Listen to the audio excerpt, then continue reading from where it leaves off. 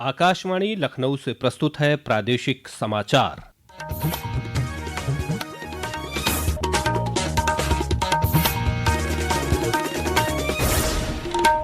मुख्य समाचार। मुख्यमंत्री योगी आदित्यनाथ ने अयोध्या और बस्ती को 936 करोड़ रुपए की विकास परियोजनाओं की दी सौगात। कहा, प्रदेश में दिख रहा है विकास और विरासत का अद्भुत समन्वय। श्री राम जन्मभूमि मंदिर में दान राशि की गिनती में लगे 23 कर्मचारियों का इस्तीफा। सुप्रीम कोर्ट चढ़ावा प्रकरण से जुड़ी याचिकाओं पर 13 जुलाई को करेगा सुनवाई। प्रदेश में कल से शुरू होगा दस्तक अभियान। संचारी रोग नियंत्रण के लिए घर घर जाकर स्वास्थ्य विभाग की टीमें करेंगी जागरूक। और राज्य में भारी बारिश से जनजीवन प्रभावित। मुख्यमंत्री ने 24 घंटे में पीड़ितों को मुआवजा देने के दिए निर्देश। नमस्कार, प्रदेश के समाचारों के साथ मैं राघवेंद्र त्रिपाठी और अब समाचार विस्तार से। मुख्यमंत्री योगी आदित्यनाथ ने आज अयोध्या के सोहावल में 432 करोड़ रुपए से अधिक लागत की 217 विकास परियोजनाओं का लोकार्पण और शिलान्यास किया। मुख्यमंत्री ने यहां पूर्व मंत्री मुन्ना सिंह चौहान की प्रतिमा का अनावरण भी किया। कार्यक्रम को संबोधित करते हुए मुख्यमंत्री ने कहा कि अयोध्या में अब विकास और विरासत का अद्भुत समन्वय हो रहा है। उन्होंने कहा कि अयोध्या में दर्शन करने के लिए देश विदेश से आने वाले लाखों श्रद्धालु यहां का विकास देखकर अभिभूत होकर जाते हैं। आज अयोध्या में भक्ति पथ हो, राम पथ हो, जन्मभूमि पथ हो, ये सभी अयोध्या की पहचान बन रहे हैं। जो सिंगल लेन था, जो 4 लेन और 6 लेन की सड़कें हैं, चारों ओर से एयर कनेक्टिविटी, रेलवे की कनेक्टिविटी, रोड की कनेक्टिविटी आज अयोध्या को नई पहचान दिला रहा है। स्वाभाविक रूप से अयोध्या को पहचान मिलेगी तो बीकापुर को भी, रुधौली को भी, मिल्कीपुर को भी, गोसाईगंज को भी उसका लाभ प्राप्त होगा। कार्यक्रम में मुख्यमंत्री ने भदरसा नगर पंचायत का नाम भरतकुंड और ग्राम पंचायत खिरौनी सुचितागंज का नाम मां ज्वाला देवी के नाम पर करने की घोषणा की। मुख्यमंत्री ने आज बस्ती में 504 करोड़ रुपए से अधिक लागत की विभिन्न विकास परियोजनाओं का शुभारंभ किया। इस दौरान उन्होंने हरैया में 27 करोड़ रुपए की लागत से बनने वाले मुख्यमंत्री कंपोजिट विद्यालय के लिए भूमि पूजन भी किया। कार्यक्रम को संबोधित करते हुए मुख्यमंत्री ने कहा कि यह विद्यालय गुणवत्तापूर्ण शिक्षा का एक आदर्श मॉडल बनेगा। मुख्यमंत्री ने कहा कि बस्ती में मखौड़ा धाम, भद्रेश्वर नाथ धाम और तपसी धाम में चल रहे विकास कार्यों के साथ साथ अब कर्ण मंदिर के सौंदर्यीकरण का कार्य भी आगे बढ़ाया जाएगा।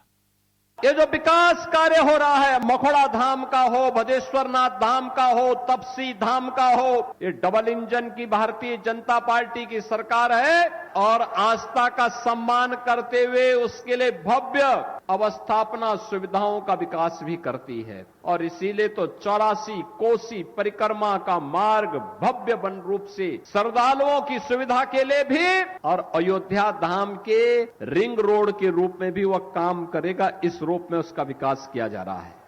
अयोध्या के श्री राम जन्मभूमि मंदिर में दान राशि की गिनती के काम में लगे 23 कर्मचारियों ने एक साथ इस्तीफा दे दिया है।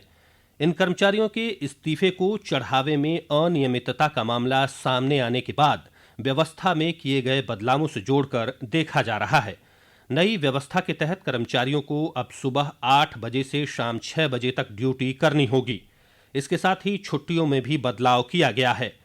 इन कर्मचारियों के इस्तीफे के बाद अब दान राशि की गिनती के लिए 13 कर्मचारी शेष बचे हैं। वहीं चढ़ावे की गिनती को लेकर सुरक्षा व्यवस्था भी सख्त की जा रही है। अब इस काम के लिए अलग से विशेष कर्मचारी रखे जाएंगे।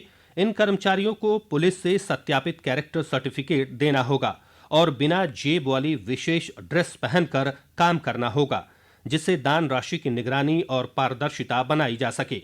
मामले की जांच कर रही पुलिस की विशेष टीम जांच का दायरा बढ़ाते हुए आरोपी लवकुश मिश्रा की पत्नी सुप्रिया मिश्रा से भी पूछताछ कर रही है। इस बीच राम मंदिर निर्माण समिति के अध्यक्ष निपेंद्र मिश्र आज अयोध्या पहुंचे। उन्होंने सबसे पहले हनुमानगढ़ी में दर्शन पूजन किया। इसके बाद राम जन्मभूमि परिसर में ट्रस्ट के पदाधिकारियों और कार्यदायी संस्थाओं के इंजीनियरों के साथ बैठक कर निर्माण कार्यों की प्रगति, गुणवत्ता और नई व्यवस्थाओं की समीक्षा की। श्री मिश्र कल राम कथा संग्रहालय में निर्माण कार्यों की समीक्षा करेंगे। इस बैठक में ट्रस्ट के नवनियुक्त अंतरिम महासचिव कृष्ण मोहन पहली बार आधिकारिक रूप से शामिल होंगे। सर्वोच्च न्यायालय अयोध्या राम मंदिर में कथित दान चोरी की निष्पक्ष और समयबद्ध जांच की मांग वाली कई याचिकाओं पर सोमवार को सुनवाई करेगा। इन याचिकाओं की सुनवाई भारत के मुख्य न्यायाधीश सूर्यकांत, न्यायमूर्ति जॉय माल्या बागची और न्यायमूर्ति वी मोहन की पीठ के सामने प्रस्तावित है। इन याचिकाओं में घटना की सीबीआई जांच और श्री राम जन्मभूमि तीर्थ क्षेत्र ट्रस्ट के वित्तीय लेन देन का ऑडिट कैग से कराने का अनुरोध किया गया है। इस मामले में 7 जुलाई को अयोध्या की एक अदालत ने गिरफ्तार किए गए 8 आरोपियों में से 3 को 1 दिन की पुलिस रिमांड में भेज दिया था। स्थानीय अदालत ने पिछले महीने की 29 तारीख को सभी 8 आरोपियों को 14 दिन की न्यायिक हिरासत में भेजा था। ये समाचार आप आकाशवाणी लखनऊ से सुन रहे हैं। ताज़ा समाचार जानने के लिए आप हमारी वेबसाइट newsonair.gov.in पर लॉगिन कर सकते हैं। इसके साथ ही आप प्रादेशिक समाचारों का ये बुलेटिन हमारे YouTube channel news on AIR Lucknow पर भी सुन सकते हैं। राज्यपाल आनंदीबेन पटेल की अध्यक्षता में आज हरकोट बटलर प्राविधिक विश्वविद्यालय कानपुर का 8वां दीक्षांत समारोह संपन्न हुआ। इस अवसर पर विद्यार्थियों को 1071 उपाधियां और 47 पदक प्रदान किए गए। कार्यक्रम में राज्यपाल ने 300 आंगनबाड़ी केंद्रों को आंगनबाड़ी किट का वितरण और 600 बालिकाओं का HPV टीकाकरण भी कराया। राज्यपाल ने कहा कि छात्राएं तकनीकी क्षेत्र में उत्कृष्ट उपलब्धियां हासिल कर देश का गौरव बढ़ाएं। प्रदेश भर में कल से संचारी रोग नियंत्रण अभियान के तहत 31 जुलाई तक दस्तक अभियान चलाया जाएगा। इसके अंतर्गत स्वास्थ्य विभाग की टीम घर घर जाकर लोगों को मौसमी बीमारियों समेत अन्य बीमारियों के लक्षण और बचाव के बारे में जागरूक करेंगी। फतेहपुर के मुख्य चिकित्सा अधिकारी उदयभान सिंह ने बताया कि इस अभियान को प्रभावी ढंग से लागू करने के लिए विभिन्न विभागों का सहयोग लिया जाएगा। सारे ब्लॉकों में जो कार्यक्रम है हमारा, इसमें करीब 7-8 विभाग हमारे जुड़े हुए हैं और 7-8 विभाग का प्लान है। इस तरीके से बनाया गया है कि एक ही स्थान पे उसी दिन सारे लोगों का कार्यक्रम, तो उसमें ये रहता है कि कोई एक्टिविटी ऐसी नहीं है कि जो छूट जाए, जिससे कि वहाँ की सारी व्यवस्थाएं एक साथ ठीक हो सके। कार्यक्रम में जितना मलेरिया वर्कर है वो लगा है, हमारे यहाँ से HS लगे हुए हैं और नोडल ऑफिसर्स भी बनाए गए हैं और प्रभारी चिकित्सा अधिकारी और उनके अधीनस्थ जितने चिकित्सक हैं वो सभी लोग इसकी मॉनिटरिंग कर रहे हैं। प्रदेश के विभिन्न जनपदों में हो रही भारी बारिश से हो रही जनहानि, पशुहानि की घटनाओं का संज्ञान लेते हुए मुख्यमंत्री योगी आदित्यनाथ ने अधिकारियों से नुकसान का आकलन कर 24 घंटे में मुआवजा देने का निर्देश दिया है। मुख्यमंत्री ने सभी वरिष्ठ अधिकारियों को क्षेत्र में जाकर प्रभावित परिवारों को हर संभव सहायता उपलब्ध कराने के निर्देश दिए हैं। पेश है एक रिपोर्ट। राज्य में लगातार हो रही बारिश के चलते लखीमपुर खीरी के पलिया कला में शारदा नदी खतरे के निशान के पास पहुंच गई है। वहीं कुशीनगर में गंडक नदी का जलस्तर भी तेजी से बढ़ रहा है। भारी बारिश के कारण कई जिलों में आज स्कूलों में अवकाश घोषित कर दिया गया। जिलाधिकारी बदायूं अवनीश राय ने कक्षा 1 से कक्षा 8 तक के सभी स्कूलों को कल भी बंद रखने के निर्देश दिए हैं। उधर बिजनौर बैराज से पानी छोड़े जाने के कारण अमरोहा में खादर क्षेत्र के गाँवों में बाढ़ का खतरा बढ़ गया है। क्षेत्र की कई बीघा फसलें जलमग्न हो गई हैं। अमरोहा के जिलाधिकारी डॉक्टर नितिन गौड़ ने बताया कि गंगा का जलस्तर लगातार बढ़ रहा है। इसको देखते हुए जिला प्रशासन सतर्क है और सुरक्षा के सभी उपाय कर लिए गए हैं। उन्होंने ग्रामीणों से सतर्क रहने की अपील की है। मौसम विभाग ने कल प्रदेश के पूर्वी जनपदों में भारी बारिश का ऑरेंज और पश्चिमी जनपदों के लिए येलो अलर्ट जारी किया है। विभाग ने आगामी 48 घंटों में तापमान में 2 से 3 डिग्री सेल्सियस की गिरावट आने का अनुमान जताया है। समाचार कक्ष से तनवीर फातिमा। और अंत में मुख्य समाचार एक बार फिर। मुख्यमंत्री योगी आदित्यनाथ ने अयोध्या और बस्ती को 936 करोड़ रुपए की विकास परियोजनाओं की दी सौगात। कहा, प्रदेश में दिख रहा है विकास और विरासत का अद्भुत समन्वय।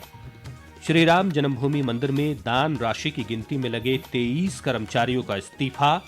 सुप्रीम कोर्ट चढ़ावा प्रकरण से जुड़ी याचिकाओं पर 13 जुलाई को करेगा सुनवाई। प्रदेश में कल से शुरू होगा दस्तक अभियान। संचारी रोग नियंत्रण के लिए घर घर जाकर स्वास्थ्य विभाग की टीमें करेंगी जागरूक। और राज्य में भारी बारिश से जनजीवन प्रभावित। मुख्यमंत्री ने 24 घंटे में पीड़ितों को मुआवजा देने के दिए निर्देश। इसी के साथ प्रादेशिक समाचारों का ये बुलेटिन समाप्त हुआ। अगला बुलेटिन रात 8 बजे FM पर प्रसारित किया जाएगा। नमस्कार।